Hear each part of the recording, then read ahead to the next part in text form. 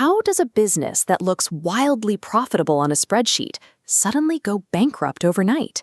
This isn't a freak occurrence. It's a predictable outcome when leadership chooses to trust the wrong numbers. Most companies measure their success using a metric called EBITDA. That stands for earnings before interest, taxes, depreciation, and amortization. It is the accepted standard investors and founders use to judge a company's profitability. This visual model shows the problem. If we start with a large block of EBITDA, we immediately hit massive blind spots.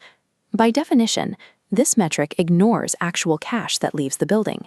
We subtract the taxes you owe and remove capital expenditures, the cash spent on essential equipment.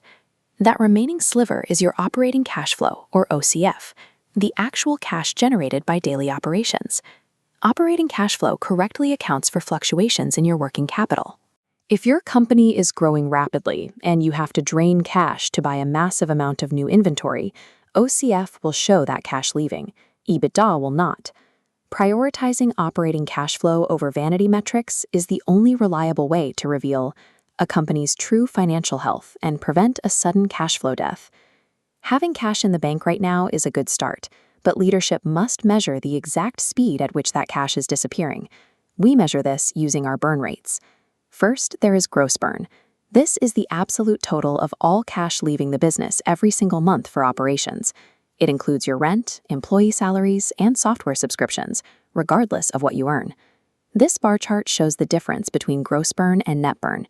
To calculate net burn, you take that massive gross burn column and subtract any incoming revenue. The result is your true cash loss for the month.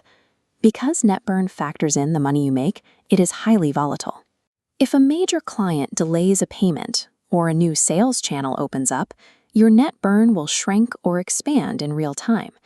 This specific number is what you use to calculate your runway, the literal number of months your company has left before it runs out of cash completely and dies. Running a high net burn is not an automatic failure. Early-stage startups often burn through cash deliberately to capture market share quickly before they worry about turning a profit. But whether you are a startup or a legacy brand, knowing your exact net burn dictates precisely when you need to secure external funding or make severe cost cuts to stay alive. To monitor these metrics effectively, you need a central nervous system. A KPI dashboard is mandatory to track your cash flow and burn rates. The mistake most managers make is cramming 30 numbers onto one screen. Human cognitive psychology shows that leaders can only process 5 to 9 key metrics at a time before data blindness sets in. Dashboards must be built around the specific decisions executives need to make.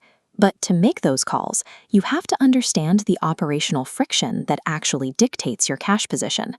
Take accounts payable. It is often treated as a back-office chore, but it is actually the primary valve controlling how quickly cash leaves your business. A strong dashboard will track the total cost required to process a single invoice. It will also measure the cycle time, the exact number of days it takes from receiving an invoice to the moment the payment is actually transmitted. There is an 80% discrepancy in cycle time between top-performing companies and bottom-tier companies. That is a massive gap in efficiency. By eliminating bottlenecks in accounts payable, you can intentionally delay your cash exits without upsetting suppliers, which directly improves your net burn rate. A ruthless, limited metric dashboard exposes these exact points of operational friction before they have the chance to drain your cash reserves. To build a dashboard that actually forecasts danger, you have to divide those limited metrics into 2 distinct categories: lagging indicators and leading indicators. Lagging indicators measure what already happened. They confirm past performance, things like last quarter's revenue or your annual profit margin. Leading indicators predict future outcomes. They measure the activities that drive results, like the total volume of outbound sales calls your team made this morning. But none of these metrics matter if you rely on manual data entry. If a human has to type numbers into a spreadsheet every Friday, the dashboard will fail and be abandoned within 3 months. Businesses survive by rejecting the illusion of paper profit. They automate the tracking of hard physical cash, and they balance leading and lagging indicators on a ruthlessly focused dashboard.